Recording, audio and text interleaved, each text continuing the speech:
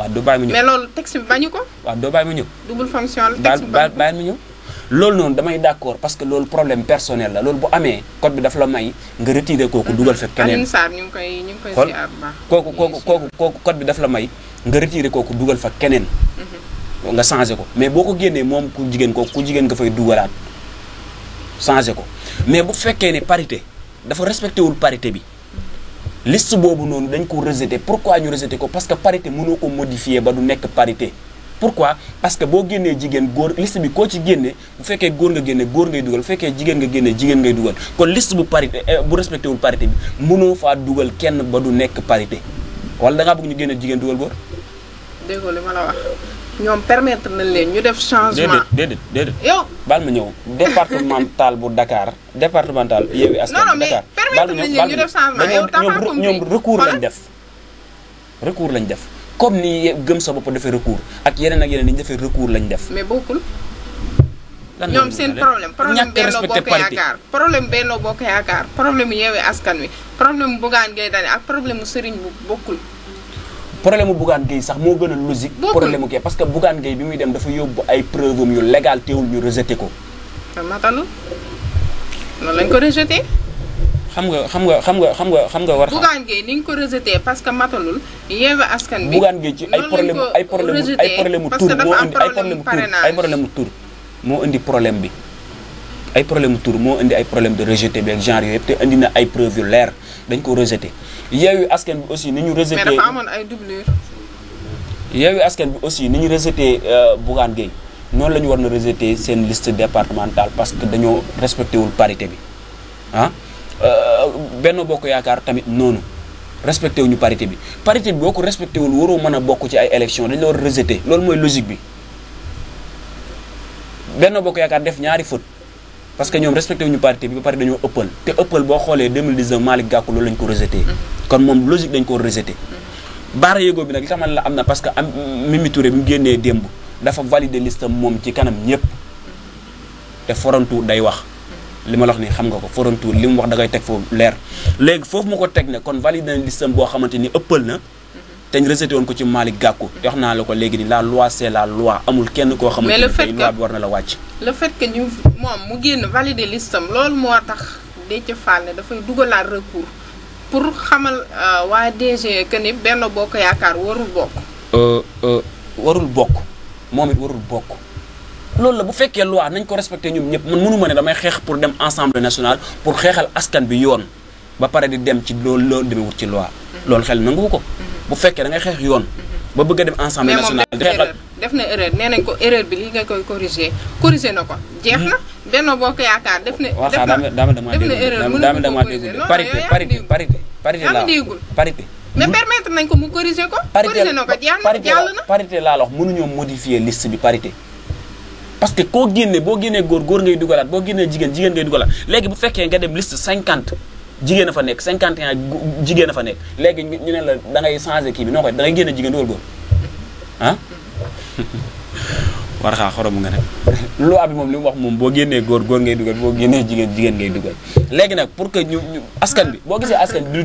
di dute ci lii ah maanaam lii problème mu sage yi la parce que médias yi Sénégal yi war nañoo mën a am benn stratégie di jàngal askan wi dëgg-dëgg luwaay réew mi comprendre nga war nañoo jàngal askan bi dëgg-dëgg luwaay réew mi pour que askan bi duñ jiixi jaaxa ci yenn luwaay yi nga xamante ni mu ngi wàcc ci réew mi parce que des fois da ngay dégg loi bi ku nekk parce que boo xoolee tey luwaay assemblée lañ koy voté te bala ñu ko voté assemblée askan bi dañ ciy ànd ba pare dañ koy jàngatal askan ba xam luwaay ba pare luwaay Sénégal moom askan bi yàgg nañoo voté wii te xamuñu assemblée lañ koy voté déglu askan bi yàgg nañoo voté fii te xamuñu dafa xew loolu moom xanaa xam nga ko moom askan bi yàgg nañoo voté fii te xamuñu lu xew ci Assemblée nationale naal ban loi la ñuy nañ dem régi déglu ji Bougane Gueye Dany li mu wax ci diggante Yewwi Askan Wi ak Benno Bokk Yaakaar laata wax nañu leen ko ñu ngi ci loolu mais combat bi danañu ko continuer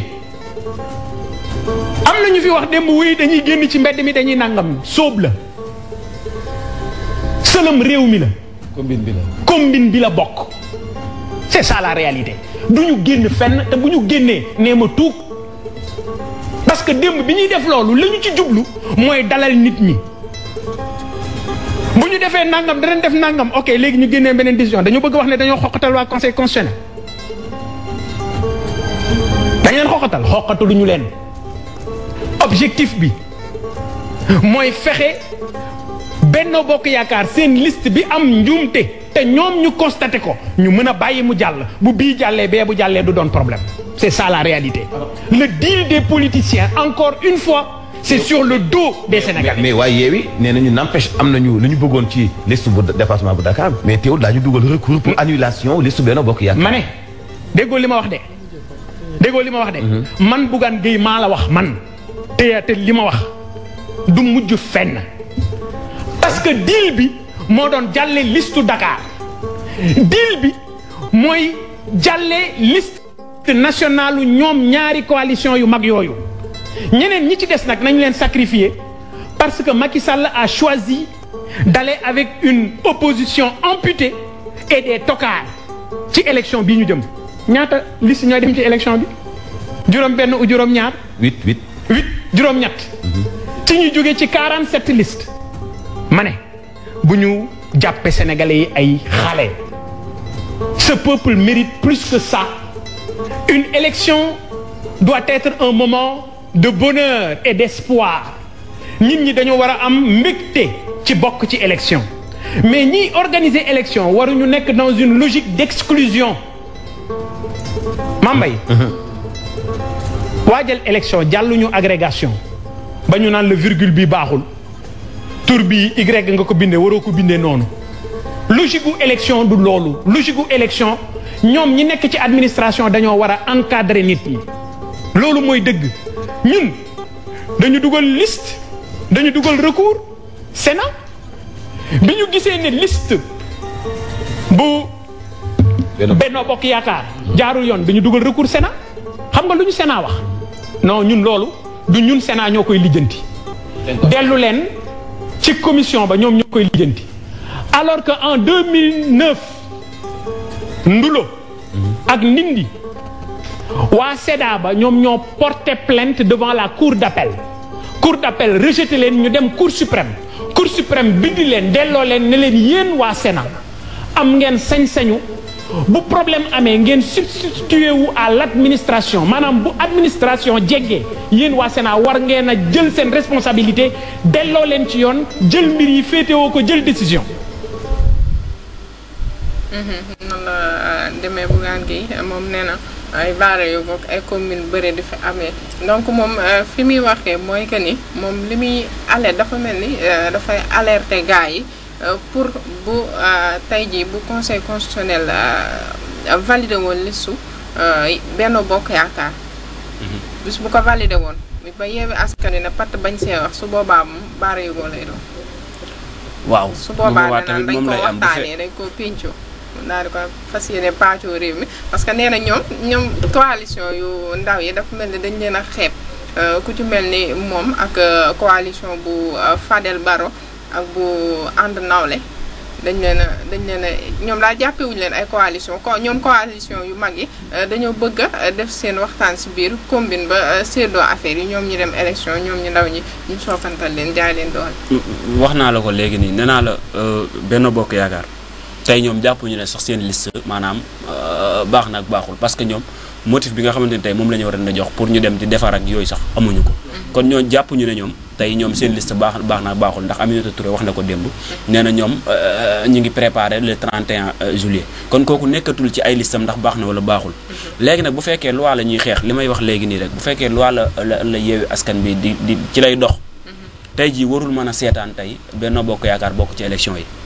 parce que bu fekkee daf leen a seetaan kon li nga xamante ni tey opposition bi ñenn ci opposition bi ñu ngi koy wax kon day nekk loo xamante ni dëgg la lu kenn dul weddi parce que bu fekkee dëgg la ñuy xeex man jàpp naa ne tey ji war nañoo mën a taxaw xeex ba Benno Bokk Yaakaar warul mën a bokk ci élection yi mais bu fekkee dañoo toog seetaan ko nag Bougane Gueye day am raison seen kaw te bu boobaa tamit askan bi sax dañuy xam ne Bougane Gueye am na raison seen kaw ndax ñoom li tax tey ji amuñu fu ñu sukkandiku Benno Bokk Yaakaar parce que li leen dal dafa daloon Malick Gakou 2019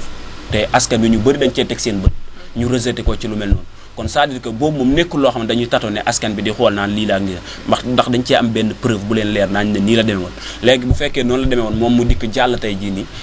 Yewwi Askan bi toog di seetaan ñeneen ak ñeneen toog di seetaan bu boobaa dañ naan baara yëgoo la te kenn du ko mën a weddi booba dëgg la dañ naan baara yëgoo la te kenn du ko mën a weddi mu mel ni que Ousmane Sonko tamit génnam bi ndax def na benn effet bi mu def mooy boobu ba léegi gars yi ñi ngi wax que ni dafa def appel à l'insurrection le fait que mu jeunes yi ci bés bu seen liste waa kii conseil constitutionnel bu invalidé woon seen liste rek dañuy génn mu jaaral leen sax ñu dem ba pale génn Macky Sall. waaw génn Ousmane Sonko bi tamit peut-être ku nekk am na noo ko mën a analyser ndax Sénégal noonu lay doxee ku nekk dafa am gis-gisu boppam boo xamante ni loolu lay gisee mais comme li may faral di wax rek ci politiciens yëpp maanaam ku nekk rek dafa war a am benn discours boo xamante ni tey jii war nga koy bàyyi xel ci askan bi parce que bu fekkee tamit askan bi dañuy xëy dañuy xëy seen liggéey tëdd seen kër di yore seen dépasse bopp di xëy seen métier bopp yow nga ñëw proposer leen benn programme boo xamante ni daf leen doy bañ topp sa ginnaaw ne signifie pas que aussi da nga leen di utiliser ne signifie pas que heure boo leen soxlaa da nga leen di woo boo leen soxlawul doo leen woo donte ni sax des fois day laaj loo xamante ni tey jii problème la bu personnel comme par exemple moom wax na ko parce que nee na conseil constitutionnel nañ def seen liggéey bu fekkee ci man lañ war a dal nañ dal ci Yewwi lañ war a dal nañ dal ci Yewwi bu fekkee ci Benno Bokk Yaakaar lañ war a dal nañ dal ci Benno Bokk Yaakaar kon foofu jàpp naa ne waru fi mën a woo ay militant naan leen waaj leen ñu dem génne ay kii bu defee nii bu deful nii parce que bu fekkee moom gëm na ne conseil constitutionnel ci loi bi la ko war a teg pour dal ci ñun wala mu dal ci kee gëm-gëm boobu bu fekkee am na ko warul préparer benn nu ñu koy waxeeti sax benn fitna bu muy programmer ci askan bi parce que tamit askan bi nekkuñu ay nit yoo xamante ni à chaque fois da nga leen utiliser ci yenn fitna yi parce que dépassé nañ level boobu askan bi dañoo topp Ousmane Sonko parce que programme bi mu teg da leen a doy ñii topp Benno Bokk Yaakaar parce que programme bi mu teg daf leen a doy mais bu mu tekki ne tey bu nee ñëpp ñëw rek tax à chaque fois muy woo askan bi ci fitna parce que moment bii ñu toll nii réew mi soxlawul fitna soxla na leneen lu dul fitna jamono joo xamante ni nit ñaa ngi xëyatuñu wàcc heure yi ñu daan wàcc dañuy teel a wàcc tëju dootuñu génn seen fit yi dem ñooñu yaakaar naa boo leen di woo ci ay affaire de jàmmaarloo ay affaire de defante ci loo xamante ni yow jox nga ko conseil constitution ne nañ ci def seen rôle nañ jox loi nañ teg yoon ku nekk li la war a dal na la dal bu ko defee ñu dem ci élection ci jàmm kon kooku jarul muy woo kenn mais nag gars yi ku nekk am nga gis-gis yaa xam noo koy gisee mais man pour man daal langage bi stratégie politique doon waaye na nekk stratégie politique boo xamante ni aussi askan bi war na koy rafetlu mais askan bi aussi duñ ci gaañ. ak ci noonu sax la ñuy demee régie daal di déglu benn extrait ci conférence de presse bi nga xam ne Mimi Touré doon na ko def ba doon ci tontuwaale Ousmane Sonko waaye tamit doon ñaaxaale ndaw ñi que ñu topp ko ñu bañ koo topp ndax ci moom ci li mu jàpp mooy que ni Ousmane Sonko dafa bëgg a yee fitna te réew mi taluñu ko bu ko defee rek suñu technicien ñu daal di ànd ak. yoon waaye li ñu dégg démb député Ousmane Sonko di wax jël Facebook am ne voilà mu ngi woo xale yi ñu génn ci mbedd mi dox jëm xaw ma fan dañ demuñ fenn sax moom ci boppam demul fenn sax ba mu ko waxee ba tey ma nga këram toog. biir cuisine voilà doomu jàmbur yi nag moom ni mu ko gisee mooy. moom bu jàppee ne am na loo xam ne lii xëy na du li mu bëgg mu woo doomu jàmbur yi ci mbedd yi ne leen ayta leen ñu dee ñoo leen yéen ngeen dee bu amee lu mu bëgg nag parce que nag boobu après kenn du ko dégg mais loolu c'est pas acceptable c'est scandaleux li tubaab naan scandaleux loolu kenn mënu ko nangu ndax Sénégal dëkku jàmm la démocratie dafa yomb ay sart la tegu bu élection jotee ñu wote waaye moom ni mu ko gisee mooy woo nit ñi wala génn leen doon ñeenti téeméer xam nga ñaari téeméeri junne yi nit dañuy dox jëm fii jëm fële maanaam bëgg a indi tasaaro réew mi nag moom war naa xam ne mënu koo taal tey mënu koo taal guddi mënu koo taal bëccëg. Sénégal moo mag Ousmane Sonko Sénégal Ousmane Sonko dana politique ba jeexal bàyyi ko fi loolu moom aussi dañu bëgg mu leer naa ñi ci boppam moom it ne fii jàmm ak salaam moo fi am nit ñi teg mbir yi ci wàllu démocratie ñu jël droit bi jiital ko bu ñu demee élection nit ñi voté librement waaye bëgg a indi fitna parce que nag moom li ñuy bëgg a wax nag mooy nitu fitna la moom li mu jàpp mooy li mu bëgg bu amulee nañu indi fitna nit ñi génn ci mbedd mi seen bakkan yi loru loolu Sénégal mënu ko nangu Sénégal quand même ay décennies dafa am ñu liggéey pour stabilité bi dafay nekk fi muy suñu kilifa diine yi mooy leader politique yi nga xam ne xeex nañ fi pour am démocratie mooy soxna yi nga xam ne aussi liggéey nañu pour mu am parité pour que ñu mën a participer ñoom tamit donc loolu bu fekkee ne dañ ci liggéey plus de 60 ans 62 ans bi Sénégal nekkee Sénégal ba léegi benn nit maanaam moom mënta tax Sénégal. Mimi Touré bu nekkoon Mimi Touré nee na benn nit mënul tas Sénégal mais question bi gars yi di posé mooy li muy wax nii Macky tolloon na ay jamono yoo xam ne position bi Sonko toogee moom la toogee woon te lii Ousmane Sonko di wax ñoom ñu koy kaas ñoom seen jëmm ñoom ba ñu nekkee ci opposition bi doon nañ ko wax wala ñu doon wax sax lu ko raw. xam nga politique moom politique rek lay mën a nekk mënul nekk leneen loolu politique.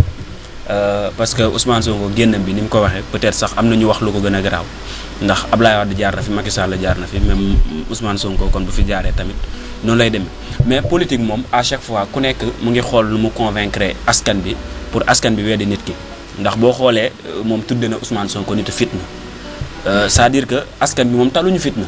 léegi boo leen convaincre ci mbiru fitna ak faat kii li gën a l'essentiel moom bi mu génnee waxu ci moom li ko gën a amal solo fi mu toll mooy génn tontu Ousmane Sonko recadrer Ousmane Sonko te askan bi li mu gën a na soxla mooy mu conseiller askan bi ci nu ñuy dem ba mucc ci raye bii nii di am bu fekkee raye rek moom mu ngi am ci loo xamante ni Ousmane Sonko waralu ko ci ñoom la jógee ñoom ñi nga xam ñoo yor suñu kaaraange te matalewuñu ko kon d'accord noonu la léegi ñoom man problème bi ma am mooy pourquoi ñoom à chaque fois tey seen conférence de presse ñu ngi ko wékk ci Ousmane Sonko mu wax ba pare ñu dikk appui ci waxam di wax man problème boobu laa am ci en tant que njiitu réew man jàpp naa ne ñoom seen ay mbir war nañ koy teg ci maanaam éthique ak déontologique bi ñuy waxee ak askan bi mais bu fekkee heure bu ñu génnee parce que man maa ngi remarqué ay 3 conférences de presse yoo xam ne ñu ngi koy def mais damay gis ne heure bu ñu génnee benn point rek la ñu am muy ci Ousmane Sonko la ñuy wax bu pare daal di tëj dem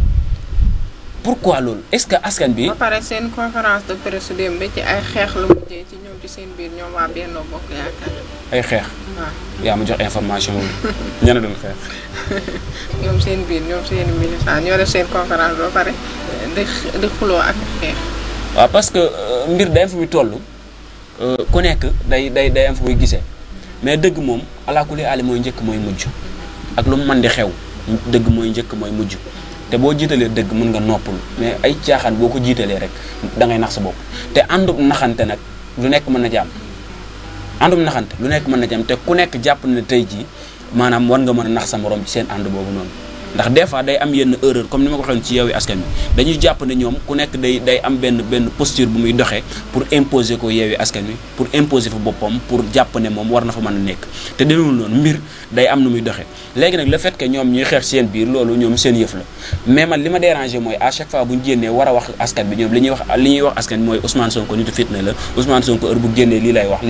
taakale Ousmane Sonko ba sonn duggaat seen biir coin di xaaraat Ousmane Sonko génn man loolu laay wax il faut que ñu arrêté loolu te wax ak askan bi te bàyyi li askan bi war a comprendre mooy ñoom seen liste boobu est-ce que normal na ana lan lañ ci wax mais ñoom à chaque fois bu ñu génn duñu wax seen liste bi liñ ci wax mooy valider yow est-ce que gis nga conférence de presse bu ñu génn di wax seen liste naan problème bi ak duñ ci wax pourquoi ñoom duñ wax seen liste pour askan bi comprendre parce que Yewwi Askan boo xoolee ñoom seen liste bi ñu ci waxee ci Dakar dañoo génn leeral affaire yi ni mu demee ba nit ñu comprendre mais ñoom doo mës a dégg ñu génn def conférence de presse dugg seen liste ne seen liste bi léegi ci am li ñuy wax mooy valider nañ ko le 31 juillet incha allah dinañ am majorité bu am doole loolu rek la ñuy wax askan bi ba kay te askan bi war a comprendre il faut que ñuy leeral askan bi li nekk ci biir nit ñi di ko xumtoo parce que ñoom tamit am nañu leen gëm am nañu leen topp est-ce que xam nañ ba xam man mi dama leen a gëm te pourtant xawma ci dara il faut que ñuy leeral nit ñi pour nit ñi di comprendre seen liste bi nga xamante ni en réalité lan moo ci nekk mais bu fekkee dañuy dikk rek gëmal nit ñi li nga xam ne moom la Ousmane Sonko def naan Ousmane Sonko lii taakale nit ñi ba sonn duggaat bu yàggee askan bi dañuy xam ne ñii nag alors que Ousmane Sonko jël na seen fit yi alors que Ousmane Sonko am na fu mu leen yegg foo xamante ni nag léegi politique wuñu des fois nit ñi dañuy poser question kan mooy président kon problème am na bu fekkee ñoom Ousmane Sonko ci la ñuy basé seen ay discours ci la ñuy basé wu à chaque fois pour wax mais nañuy leeral askan bi seen liste bi lan moo ci nekk parce que am na ñoo xam ne ñu ngi leen di déglu nekk seen ay militants comprendre ñu lan moo xew seen liste bi buñ génnee dañuy leeral ñoon ñu comprendre seen liste xam ne seen liste bi validé nañ ko seen liste dafa war a dem élection seen liste dafa war a am majorité ñu gëmal askan bi loolu mais dikk fi naan ay Ousmane Sonko genre l'insurrection la def ak genre yu kenn xamul amul njariñ ñun soxlawuñu loolu parce que xam nañ Ousmane Sonko li mu wax xam nañ li mu wax stratégie politique la ko waxee mais aussi nekk na loo xamante ni kenn rafetlu ko képp kuy nit ku kii quoi rafetlu woo wax ji ni mu ko waxee parce que soxlawuñu loolu ay fitna ci réew ci loo xamante tegoo ko ci loi en tout cas man li may bëgg mooy à chaque fois ñoom ku ciy wax na wax sa discours personnel boo xamante ni askan bi bu ko déggee na ko rafetlu mais aussi askan bi bu ko déggee na ci jàngee loo xamante ni aussi dina ci mën a jariñu mais pas ñuy dikk di xasanteeka taakalante donte ni nag mënut a ñàkk ci politique parce que politique wu Sénégal mu waxante lu ñaaw fi lañ ko fekk mais aussi day réew buy dox da ngay dox ànd ak moom askan bi lañ soxla mooy ay discours yu radical ay wax yu leer yoo xamante bu ñu ci appuyé fu ñu mën di toog dinañ ci mën a débat pour xam ku nekk défendre seen leader mais tey ji Benno Bokk Yaakaar bu ñu toogee militants yi Benno Bokk Yaakaar am na fa ñuy toog duñu mën a défendre seen leader parce que seen liste bi luus na luus boo xamante ni ñoom comprendre ñu ko liste bi luus na luus boo xam ne ñoom comprendre ñu ko ba tax na sax rek askan bi li ñu gën a soxla fi mu toll nii comme ni nga ko waxee rek coowal insécurité bi ci réew mi yaakaar naa ñun moom lañ leen gën a xaaree que ñu nekk di wax ay liste mais tamit dafa nekk loo xam ne tamit parfois dafay nekk loo xam ne dafay jiixi jaaxa ci bopp askan bi ba li ñuy wax rek lu mënta ñàkk ñoom tamit ñu génn daal di def ay discours ngir leeralal askan bi xanaa kay problème bi mooy discours ba la ñu war a discours dëgg-dëgg parce que ñoom waa Benno Bokk Yaakaar ba léegi doo leen dégg mukk ñu génn def conférence de presse ne suñu liste bi lii moo tax gars yi ne waruñoo jàll. waaw duñu ko expliquer mukk. comme ni ma la ko waxee tout à l'heure rek nee naa la ñoom waratuñoo def conférence de presse pointé ko ci Ousmane Sonko wala ñu pointé ko ci Yewwi Askan Wi parce que boo xoolee Yewwi Askan Wi bi ñu amee problème Dakar seen liste bi amee problème Dakar dañoo génn def seen conférence de presse leeral askan bi ni mu demee. askan bi ñi nga xam ne ay militants lañ yu bokk ci benn Yewwi Askan bi comprendre seen liste kat ne lii mooy problème bi bañ xam ko léegi ñu ne problème boobu ana nan la ñuy def ba trouver solution c'est ça mais ñoom tey bu fekkee ñoom dañoo am problème ñu ne ñoom kat problème bi ñu am Malick Gakou 2019 ci lañ ko téye woon jàllul ci ay militants yoo xam ne bokk nañ Benno Bokk Yaakaar lan la ñuy def dañuy jeexi jaaxa ñun est-ce que suñu liste bi kon li ñuy wax dëgg la wala dëgg ëpp na wala ëppul est-ce que war nañ kaa valider wala waruñu koo valider mais léegi ñooñu nekk ci jeexi jaaxa est-ce que nañ toog di défendre seen parti boobu noonu ci ban cause lañ koy défendre parce que comprendre ñu kon day jaadu ñoom buñ génnatee leeral seen liste bi ne ñun kat suñu liste bi nit ñi di coow naan léeg-léeg ci nekk loolu kat nekku ci léeg lii moo ci nekk kon suñu liste validé nañ ko dañuy dem élection 31 juillet incha allah dañuy am majorité loolu mooy liggéey bi bu ko defee askan bi comprendre mais pas ñu nekk fii pointé Ousmane Sonko pointé Yewwi Askan mel ni Ousmane Sonko nekkul benn opposant comme nit ñi mais ñu jàppee ko koo xamante ni aussi daf leen a mujj supérieur man du ma comprendre Ousmane Sonko opposant la comme ñëpp mais pourquoi pas mu bëgg yóbbu seen fit yi mel ni ku yóbbu seen fit yi ba à chaque fois seen i discours daal ci moom lañ koy pointé pour mën a doxal ba léegi ñoom bu Ousmane Sonko waxee sax daaw nañu wuti askan bi bu leen déglu Ousmane Sonko nitu fitna la alors que ñoom dem nañ ba jàpp ne askan bi Ousmane Sonko moo leen moom léegi kon ñoom lu ñuy campagne joxe numéro bi téléphone bi pour ñi nga xam ne ñu ngi seetaan wala ñiy déglu bëgg a participer mën nañu woote ci 33 896 19 64 33 896 19 64 bu ngeen ci wootee rek moo xam ngeen nekk ci biir réew mi wala ci bitim réew bu ngeen wootee di ngeen ñu jot waaye tamit mën diggante Bougane Gueye Dany ak le président Macky Sall nekk na loo xam ne tamit mer gi nga xam ne Bougane Gueye Dany nekkee na ko fan yi nii bay dem bay wax mbirum baareego ci diggante le président Macky Sall ak président Ousmane Sonko mu Yewwi Askan Wi ak Benno Bokk Yaakaar du moins baareego gi nga xam ne moo ngi ko ciy wax ñu bëri ñu ngi naan que ni Bougane Gueye Dany daf doon dil ak waa Benno Bokk Yaakaar fa dil ba éclaté loolu moo waral Benno Bokk Yaakaar daal di koy écarté ba tax mu mer. waaw xam nga wax naa la ko léegi askan bi moom ku nekk am na droit di dégg mbir analyser lu la neex waaye itam ñun moom amuñu habitude di wax ci loo xamante ni réellement preuve ba teewuñu ko parce que des fois am na ay rumeur yoo xamante ni peut-être mën na nekk rumeur maanaam parlo maanaam nga far fi wala nga far fee nga yàqal kii genre parce que politique noonu la demee mais li ma ci constaté daal mooy jamono bii nii ñu toll nii l'opposition dans l'opposition la waaw loolu ma fen l'opposition daal l'opposition nag bu ñu koy wax mooy fi mu toll nii en réalité askan bi fi mu toll nii ñoom seen biir ñoom opposants yi seen biir ñoom ñooy xeexante fi mu toll nii ndax boo xoolee biñ ne liste Yewwi Askan bi kat am na problème dafa mel ni ñoom ñëpp dañoo xawoon a bëgg affaire bi te ay opposition lañ ñoom ñëpp ku nekk jóg di yëkkati dox di wax di profito mel ni Yewwi Askan bi dem bu seen arrangement en tant que opposition man li ma gëm bu fekkee ne askan bi moo leen ñor muy Bougane Gueye di aar Sénégal Yewwi Askan bi ñoom ñëpp bu fekkee tey jii Sénégal moo leen ñor jàpp naa ne tey coppitoog Sénégal bu leen itteelee waruñu mën a xeexante ñoom opposition yi seen biir mais tey boo xoolee l'opposition dans l'opposition aar Sénégal mu ngi ŋàññ Yewwi Askan bi gëm sa bopp di ŋàññ Yewwi Askan bi avec ça nag léegi ñoom ku nekk di gëmal askan bi kenn man askan bi moom a itteel alors que li fi nekk dafay war a jóg Macky Sall dafay war Macky Sall nan la fi jógee avec opposition boo xamante ni dañoo séparé wu ku nekk di wut sa yoonu bopp wala dañoo bokkul programme gëm-gëm bi kay mooy Macky Sall na fi jóg wala. du gëm-gëm na fi jóg mais tamit Macky Sall na fi jóg ak nam fiy jógee waaye tamit opposition bi wuute programme ak wuute xalaat loolu moo tax ñu wuute mais bu fekkoon ñoom ñëpp ñoo bokk programme ak ñoo bokk xalaat mais problème bi du Macky Sall na fi jógee mais problème bi mooy réew mi na tegu si yoon. réew mi na tege ci yoon réew mi moom pour mu wax la dëgg. sama gis-gis personnel réew mi mënut a tege ci yoon tant que Macky Sall mu ngi fi. ci gàttal. parce que li ko war a teg ci yoon lépp mën na ko de mais da koo itteelu Macky ak ñi mu àndal xam nga lan moo leen itteel nguur maam ay ndombal tànk ku ne di gën a kii loolu moo leen itteel loolu nag tant que mu ngi leen di itteel réew mi mënut a tege ci yoon le fait que nag tey Bougane Gueye di classe ay Yewwi Askan beeg di classe feek fee yooyu yëpp ay waaw ñoom ñëpp di classé de seen biir ñàkk a bokk programme ak bëgg bañ a wuute événement moo ko waral c'est-à-dire que comme ni nga ko waxee léegi c'est-à-dire que kon askan bi ñoratu leen bañ a wuute ban événement maanaam tey ñoom ñëpp ku nekk bëgg na participer ci élection yi Bougane Gueye participer wul moo tax tey mu ngi tàkkale ku nekk léegi nag le fait que ñoom tey ñu jiital seen intérêt personnel boobu noonu askan bi itteelu leen askan bu la itteelee da nga koy teg ci ay réalité wax naa ko léegi nii boo respecté wul loi yi ba pare bëgg ne askan bi la itteel da ngay nax nit ñi parce que askan bi loi yooyu ñoom ñoo fi teg am de da nga leen respecté ba pare léegi nag bu fekkee askan bi la tax a jóg nag tegul ci dëgg mais pas nga bëgg a dikk amee ko ci ay xasante waxante lu ñaaw di yàq kee pour ñu weddi kee loolu amul njariñ Bougane Gueye nag moom xam naa bu doon maay mooma de li gars yi naan kuy weddi xaru de xam naa ne am naa ci tiit fan yi de pour yow Bougane buy weddi xaru non Bougane man su ma nekkoon mbokkam dama koy tëj maanaam comme yooyu ñuy def tëj la ay weer ba élection yi passé ma génne wàll parce que jamono bii day wax rek bu ko tëjee mais moom wax moo ko wax maam seen biir kër laa de waxuma tëj police parce que non foofu laay waxee puisque moom lu doxal réew mi moo ko ñor suñu ko tëjee këram dañ waroo moom këram est-ce que dina waxoo fi ay parrainage am matut ay parrainage am waaw moom bokkul élection ay parrainage am matut bokkul mais am na droit dem jàppale ku muy jàppale ban opposition lay jàppale wala Macky lay jàppale bu ko neex jàppale bu ko neex Bougane Gueye mais am na droit jàppale Macky la tax waaw dégg nga Bougane Gueye xas na ñëpp di ku muy àndal mais loolu du si dara di waaw léegi ku xas la ba pare nañ lañu kaañaani liggéey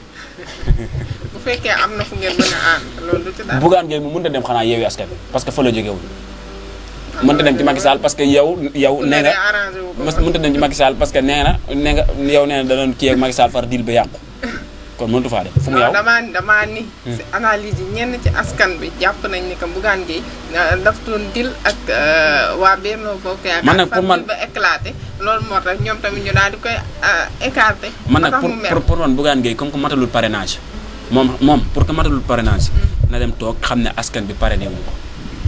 te dem gëm yàlla te bàyyi wax ji parce que wax ji mën na ko yàqal suba ndax askan bi nii nga leen gisee nii bëgguñu ko bari wax de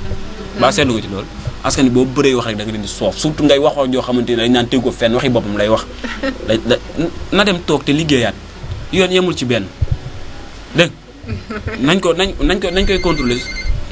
ayca 33 896 19 64 ñu jël mbokk mi nekk ci ligne bi asalaamaaleykum.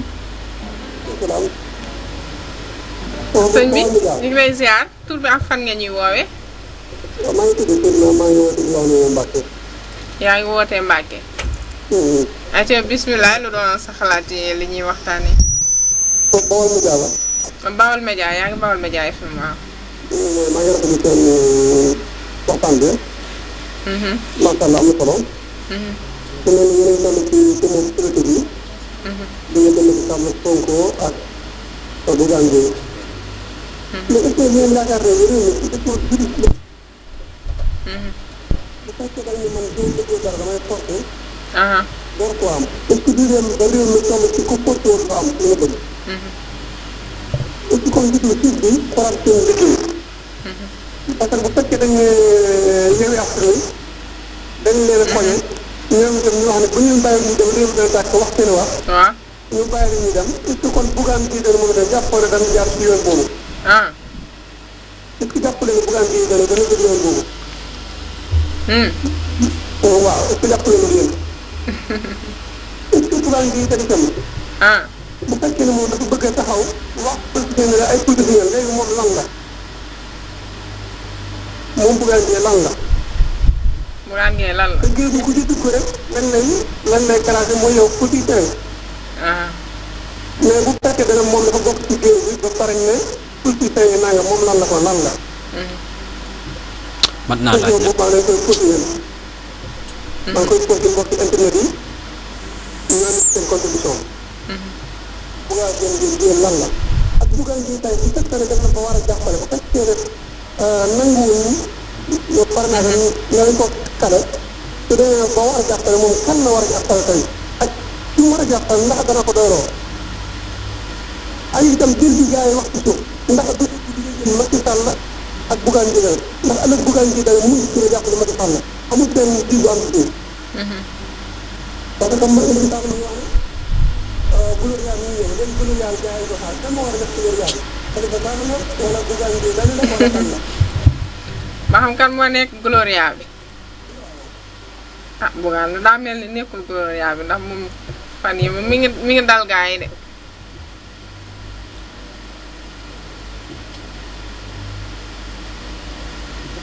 parce que tam moo kuréel parti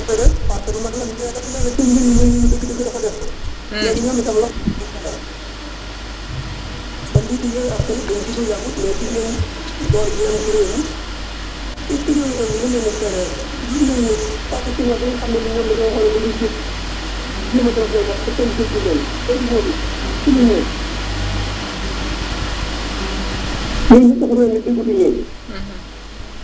bu fekkee dañ ne réew mi moo la ñor jàpp naa ne réew mi war a ñoo toll ci politique kenn continuer di xeexee politique mais buñ demee ba ni doomu aadama am seen soxla lan ngay dégg nañu wàcc marché ngir ci dañ ko jaay doole waaye doo dégg kenn nañu wàcc marché pour dund gi dafa cher nañu wàcc marché pour rajo dafa bëri nañu wàcc marché pour agressé dafa bëri mais lan moo tax bi politiciens yi dañu xeex ci côté boobu seen doona bi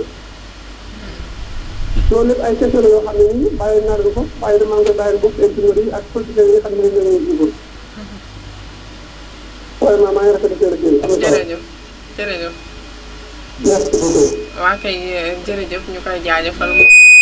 doon wootee fii ci diwaanu Mbacke Bawal ñu leen wax rek yéen ñi nga xam ne yéen a ñuy déglu wala ngeen di ñu seetaan mën ngeen wéy rek di participer ci seen émission bi 33 896 19 64 ngeen dugg rek daal di wax seen xalaat comme ni mu ko waxee moom nee na li ko jaaxal ci politiciens yi mooy doo dégg ñu woote mars ne dund bi cher na wala ñu woote ne agression yi wala rey yi bëri na mais en général benn politicien bu wootee ne génn na rek intérêt personnel am la. waaw léegi nii wax naa lu mel noonu parce que nee naa la dañuy war a bàyyi di dund ci ñun ay intérêt personnel bu fekkee da nga indi sa programme askan bi programme bi doy leen ñu topp la ne signifie pas que boo leen soxlaa nga leen di woote ba askan bi soxlaa duñ la gis donte ni sax des fois am na côté yoo xamante ni peut-être ñoom askan bi la ñuy xeexal ndax tamit loi moom boo koy xeex jàpp naa ne askan bi nga koy xeexal ndax loi moom askan bee ko moom léegi bu demee ba ngay xeex loi mën nañ kaa d'accord mais moment bii nii am na lu ñu soxla te boo xoolee politiciens yi ñu néew ñoo ci wax muy ci insécurité bi nga xamante ni am na ci réew mi tey bëriwul ñoo xamante ni wax nañ ci du ma def benn kii mais am na ci kenn koo xamante ni peut-être def na conférence de presse rien que pour insécurité bi voilà kon c'est-à-dire que moom ni mu taxawee tey def conférence de presse ngir insécurité bi nga xamante ni am na fi jàpp naa ne kenn ku nekk ci politiciens yi tey war nga ko mën a def bu fekkee ni askan bi moo la itteel mais boo xoolee tey képp koo xamante wax na ci insécurité bi day wax li nga xamante moo ko itteel d'abord ci bi muy jeexal ci lay waxee ci insécurité kon sax moo nekk priorité seen kanam te wax naa ko fii keroog danaa la bu fekk pour ñu valider ko pare askan bi la insécurité ñoom liste yi ana lan lay jëriñ. il faut que ñuy veiller d'abord ci li nga xamante ni moom la askan bi bëgg li nekk priorité ci askan bi ndax école yi mënuñu fee nekk di grève lijjantiwuñu loolu. dund bi seer lijjantiwuñu loolu mburu wax naa ko fi léegi nii dañoo yokku na ñu ngi koy commencé di cotiser mburu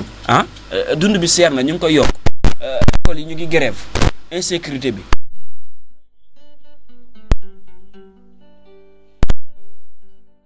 priorité muy jàpp nañ ne kat liste yi tey jii ci lañ mën a amee li nga xamante moom lañ bëgg gëm-gëm la nag mais il faut que aussi ñuy leeral askan bi en réalité lan moo nekk ci biir pour askan bi aussi duñ dute ci yenn yi ndax des fois bu ñu wootee na jeunesse bi génn tey ñu manifester li askan bi ñenn ñi dañuy toog fee daan ne ñi dañuy utiliser askan bi pourquoi ñu koy wax parce que ñii comprendre ñu en réalité lan moo nekk ci biir pour askan bi war a génn loolu la ñuy war di leeral ndax des fois question yi day am ndax pourquoi may génn di ñàkk sama bakkan ci gratuit pour problème personnel bu fekkoon ne askan bi comprendre nañ en réalité lan moo nekk ci woote bi ban njariñ laa ci am bu boobaa nag ñoom dinañ génn sans critique mais dañuy nëbb lu ci bëri ci askan bi ba nga xamante ni askan bi tey comprendre ñu en réalité woote yi nga xamante ni ñu ngi koy woo duñu utiliser lan lay jariñ.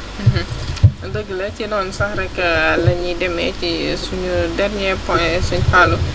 dernier point bi muy ci mbirum Xaasim Ba moom moo nekkoon meurtrier wu ki nga xam ne moom moo di Kiné Gaye nekkoon ab naataangoom li mu ko raye woon nag bokkoon na ci mbirum xaalis parce que dafa waroon a ngénte dimanche bi ñu génn rek ba enquête bi daanaka bouclé na parce que ñi ki démb yóbbuwaat nañ ko ci lieu defaat li nga xam ne moom moo di reconstitution maanaam fa mu jaaroon ba ray ko mu jaaraat fa joxaat nañ ko paaka ko su jooy na bu bëgg a dee nag parce que 36 jam-jam yam ko jamoon réalisé war na yëpp na mu def ba mu ko jamee daf ko jéggi daal di raxasu jël xaalis ba mu mel ni que ray yi en général ñi la jege ñoom ñoo koy def parce que moom bi mu defee loolu ba pare dafa ëlbatikuwaat ñëwaat di daanuwaat ay yësi di dàq jooy waa famille ba ray la jaay la waaw ba pare jour xew bi moom waa këram tamit dafa mel ni yëguñu woon lu xew parce que boo xoolee soxnaam mi nga doon solu di summeeku di xew-xewam comme si de rien n'était ba pare papaam dañ ko gëmloo woon que ni Xaasim dafa yendu ci benn dëj papaay Xaasim moom xamul woon lu xew jabaru Xaasim xamul woon lu xew. kan moo ko gëmaloon lool. kan moo ko gëmaloon nañoo demoon ci nee nañ de yaayam moom moo ko wax. yaayam est-ce que doonul calmer rek pour bañ gaa yi yàq xew bi. waaw peut-être dafa yëgoon di calmer wala xëy na Xaasim woo ko mais en tout cas li ñuy génte yëpp Xaasim moom ma nga brigade. waaw comme. war xaa 19h la police ñëw daal tas xew mais xaw nañ ba 19h ba. xamaa solo nañ sañ nañ def seen kii. mais xamuñu fu mu jógee di. xaalis lañ leen jox dañu jàppe comme xaalis yi ñuy liggéey indi rek. loolu nga koy jàppee doo ko jàppee leneen. peut-être waaw ñoom loolu lañ koy jàppe ci li ma yaakaar jàpp naa ne ñoom xamuñu xaalis fu mu jógee. loolu laay wax mais ci biir wax dégg naa ñu ne soxnaam moo ko gëtan ci loolu. ci biir wax laa ko dégg. mais moom loolu la wax mu ne soxnaam moo ko tegoon pression. voilà si ngénte bi xanaa xamoo insécurité bi nga xamante ni mu ngi am ci réew mi war xaa askan bi dañ ci am wàll. surtout ci li nga xamante ni am na tey am na muy Xaasim gëtën bi nga xamante ni tey soxnaam gëtën na ko ci lu mel noonu. du ci moom dong bëri na tey askan bi ñoo xamante ni ñu ngi def ay ñaawteef. lu mel nii ñoo tax ñu koy def. du ma taay di ko wax parce que parents yi dañ ci am part de responsabilité parents yi li ñu gëm mooy ñun dañoo war a am xaalis tous les moyens sont bons pour être riche. parents yi loolu la ñu gëm yenn parents yi loolu la ñu gëm. gëm googu ñu ko gëm ne dañuy dem ba gëmal ko seen doom ñu war koo am ci far force maanaam nekkatul da ngay góorgóorlu pour am ko déedéet da nga koy am ci far force léegi nag bu fekkee ne yow très bien léegi nag bu fekkee ne yow ma nga indi rek l'essentiel nañu xew nañu ñaag nagul 12 solo yi nga xam ne moom la ñu xewal léegi teg ay cheveux naturel teggi danga naan gis ko am benn xew sax jënd benn cheveux mais léegi boo amee xew da ngay jënd cheveux suba di jënd cheveux ngoon gi ak bi ngay tuddee léegi nag bu fekkee sax léegi da ngay dem salon très bien bu fekkee nag yow sa xëy bi ngay xëy mayu la loolu mayu la maanaam yow nga mën a am ay 12 solo genre yooyu sa xëy mayu la ko da ngay obligé def loo xamante ni mënoo ko parce que loolu moo bëri ci réew mi bëri na ci ñoo xamante ni tey mën nañu xew ba pare xëy suba nga di leen facture duñ ko fay. bëri na ci. parce que def nañ ba def luñ mënul. loolu nag heure bu amee il faut que nag parents yi toogaat téewaat seen doom yi xamalaat leen àdduna mais aussi jàngal leen ak doylu parce que nit day doylu nit mënul may boppam yàlla moo koy may léegi nag boo bëggee dama war a may sam bopp ci far force dama war a am ci far force da nga rey nit wala nga violer wala nga sàcc wala nga def naka sudul noonu ci LGBT yeeg yeneen ak yeneen lobby yi nga def yooyu yépp nag après toog am regret am ci wolof Njaay wax na ko jëf day fekk très bien le fait que nag loolu di am il faut que parents yi toog yaraat seen doom yi jàngal leen ak doylu te xam ne lépp dañ ko fiy bàyyi buñ deewee alalu àdduna la rek ñaawteef yi dañ koy yóbbaale ñaawteef boo fi mënti def daf lay topp sa biir bàmmeel kon il faut que nit ñi yeewwaat veillé waat ci suñu sécurité d'abord bala ñun ñi di sécurité ba ñu indil ay sécurité parce que boo xoolee tey ji wax naa ko fii ci émission bi passé nee naa la tey mënuñu jël policier bu nekk ñu teg ko ci buntu kër naan ko gardel kër gi parce que matew ko te bu ko matewoon sax xam naa duñ ko def parce que loolu mënul nekk léegi nag ku nekk daa war a veillé yow ci sa biir kër avant sa doom di génn wala avant yow ngay génn veillé gi mooy maanaam yow doylul bu dara fokk sa bët boo génnee maandul boo génnee ak yeneen yoo xam dañ ko war a jàngal nit ñi pour ñu am éducation boobu pour que bu ñuy génn mu nekk seen bopp ba bu ñu génnee ba veillé ci ba dara du leen mën a kii ba nga xam ne li ci des sécurité bi dina ko mën a gérer mais quand nag nga bëgg a def sa njublang bëgg a am ba pare naan sécurité bi dafa war a doy alors que là c'est impossible parce que ñun askan bi ñooy reyante suñu biir ñun askan bi ñooy sàccante suñu biir ñun askan bi ñooy defante ñaawte suñu biir ana lan moo ci rax ñun suñu biir la il faut que kon ñu yaraat suñu doom. ñunu neen la. waaw Alioune Sarr séréeru Sonko ñu ngi koy ziar bu baax moom daf ñuy topp nag daf ñuy topp lu bari ñu ngi koy ziar bu baax moom. Alioune Sarr waaw séréeru Sonko yaakaar naa mu dëkkoon côté Kébémer bu fekkee mu ngi may dégg rek. sori na de damaa fàtte turam bi woo nañ téléphone un jour. ci koor est-ce que du Bambey. ci koor gu woo nañu ko xam naa côté yooyu lay doon côté Bambey kon Alioune Sarr ñu ngi jéggalu dañu fàtte xaw a kii plané adresse bi ñu ngi ziar bu baax waaye tamit di jaajëfal borom xel comme matin moom tamit ñu ngi koy ziar bu baax di leen fàttale rek numéro téléphone bi 33 896 19 64 33 896 19 64 ngeen dugg rek daal di joxe seen xalaat man Fallou fi muy ñëwee mooy teg pression gi nga xam ne ñun jigéen ñi dañ koy teg pression suñu jëkkër yi en général du nekk ñun ñi nga xam ne ñun ñooy sëy mais pression bi fa muy jógee mooy ci suñu yaay yi ñun suñu yaay yi ak suñu goro yi pression bi en général foofu lay jógee parce que bu fekkee da ngay sëy nga nekk ak sa nawle ci biir kër gi sa nawle xëy na yaayam mën na loo xam ne sa yaay mënu ko bu fekkee kii yaayam mi ngi liggéey di am xaalis yow sa yaay nekk cas social man may sëy ci biir kër gi nekk fi ak yaani ko yaayam mën na ko xaw am na yaayam ñëw yebbi fa ñëpp di ko way géwél yeeg ñëpp di taasu di way njëkk yeeg gore yi ñëpp di ko gërëm tanaan ko kuy xewleete ci koñ bu soobee yàlla da lay tàggu ba nga jox ko autorisation mu soog a xew léegi man ma jóge fële man cas social la sama jëkkër cas social la sama yaay cas social la ba pare ma bëgg ne damay yebbi ay jeesneer damay yebbi ay brodé bëgg ne damay defante ba yebbi ba sax en général du nekk loo xam ne da nga koy tibbee ci sa xol de li ngay jox sa goro yeeg sa njëkkee du nekk loo xam ne da nga koy tibbee ci sa xol mais danga koy def parce que nit ñi ngi ñëw seetaan si bu ñu demee am nu ñu nettali jigéen ñi en général seen goro yi ñoom ñoo leen di teg pression ak seen njëkke yi Warxa parce que da ngay dégg ñu naan sëy boo yebbiwul rek sa sëy du neex Warxa àdduna jaamu yàlla moo fi nekk priorité loo xamante ni maam priorité la mënul ñàkk te suñu boroom sax néegul da nga ko war a def ci far force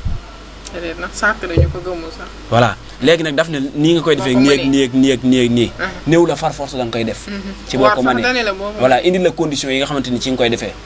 voilà léegi nag comme que yàlla maanaam jaamu yàlla mooy priorité ci réew mi te nekkul force estement ay xew yoo xamante ni da nga ko bëgg a def force foofu li ma fi indiwaat mooy nit ñi ñoo doylootut nit ñi ñoo rëy bët te amuñu bët c'est ça il faut que nit ñi yemale seen bët fi mu mën a yem il faut que loolu am mais bu fekkee yemale woo sa bët fi mu mën a yem nga gis kii sol jesneer nga ne man mi damay sol jesneer te mënuma am sa wax si bu dëgër problème day démarrer da ngay romb kalpe jàmbur jël ko après nga koy rëccu sol jesneer bi 2 jours 3 jours mën nga koo jënd tey sax teg ko xarit yeeg àndandoo yi maa la solal lii defal lii defanteel waaw léegi puukare bi dem na ba wax nga ko fii la fois passée puukare bi dem na ba maanaam nit ki day sol benn yéreem sax dem ci buntu kërub jàmbur bu rafet fotow fa day am parce que toll maam réalité yooyu ñu bëgg a imposer askan bi te loolu du réalité maam loolu moo fi war a mën a nekk pour nag loolu jóg fii parents yi dañ ci am part de responsabilité mooy maanaam ñu éduqué waat seen doom yi ci ak doylu ñu éduqué waat seen doom yi ci ak dal mais ñu éduqué waat seen doom yi ci ab yar loolu yëpp ñàkk a doy loo ko waral li la yàlla jox doyuma leneen laay uti far force heure boo ko defee def loo mënu looy réccu nañ delloo xel ci yàlla yàllaay may na la nga am man mu xaj ma naa nangu mais aussi naa doyloo li ma jox ma ciy jaamu suñu borom mais pas yow may na la 500000 man may ma 50 francs par force dama am 500000 avec ça problème yi démarré. réccu am parce que boo xoolee benn milliardaire ci tubaab yi doon na ko wax mu ne boo xoolee ñoom ñaari boo fekkee tey benn milliardaire bu toog. ak benn pauvre bu toog ni nga leen di xàmmeewee mooy milliardaire bi tey bu romboon benn chemise 100 francs da koy jënd waaye man mi nekk cas social man naa rëy na maa sol yére buy jar 100 francs wala yére buy jar 500 francs mais damay dem ma xëcc bu ko defee yow da ngay continuer di pauvre ba faaw parce que chaque jour yaa ngi ci ay bor da ngay am 5000 francs au lieu nga dem jënd mbubum 500 francs nga jël sa 4500 nga faj ci say soxla mais da ngay dem jënd mbubum 6000 francs ngay dem leb de ab bor toppaat la ci nga xoolaat ñoom milliardaires yi ni ñuy doxalee mooy li ñuy jënd dañuy jënd lu yem mais ñun ñi nga xam ne dañoo pauvre du ñu jënd lu yem loolu moo waral ñun dañuy continuer di pauvre rek dañuy gën di pauvre. waaw gën di pauvre mënta tàggoog am 100 francs ni 100 francs dama koy jaay tey maam loo am tey jaay tey moom mënoo am bu fekkee boo yoree 100 francs tey jaay ko tey suba boo amaatee 100 francs jaay kañ nga nit ki kay bu fekkee 100 francs la man di am chaque jour nay jéem a financer fukki dërëm di denc fukki dërëm bu yàggee sax au moins dina mën di xëy di dimbali nit mais bu fekkee loo am jaay tey xaar suba dina ñëw nga soxla 200 mën a yem ci 100 francs li dem defi loo warut a def doylu la il faut que nit ñi doylu mais ñàkk a doylu moo waral përëx ji am ci réew mi yépp parce que tey ji koo ci fal député suba mu ngi séntu war a nekk président